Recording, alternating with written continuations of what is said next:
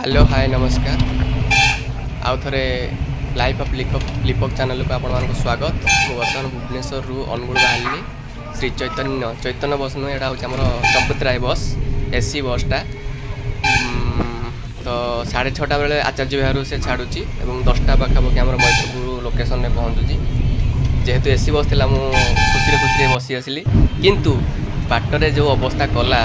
AC ना से ठकी पैसा नहीं नन एसी बसैक नेला भाई नेला सब जो एसी बंद करदेला आटा कबाट सब खोलदेला जहाँफल कि एसी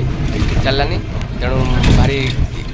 माने एमती यात्री मानक हंतसंत करा ठीक नुहे। जो जदि एसी बस पैसा नौ ताले एसी हिसाब से चलाओ नन एसी भाया चलाओनी भाई। जो मैंने एसी रे जावाक चाहूँ ना से एसी यही बस को कौन प्रिफर मुझे करी 6:30 जी बोली कहीं एसी थिला बोली तो मुझे नन एसी कौरी तो 6:15 मुझे जाती बट भल लगे मुझे रिटर्न करार यही बस जेहेतु माने एसी ना नन एसी करके नौ अधा बाट बंद करदे ये करदे तो मत यही बस रिटर्न करार ना बर्तमान अदर बस या पूर्व बस में ही जी भाई तो से चिल एसी निए तार किसी बंद बांध कैनि तेणु मत से बसटा ही भल लगे एक्चुअली सीट कले भी कहते भी रखी थाए तेणु छाड़ जय जगन्नाथ।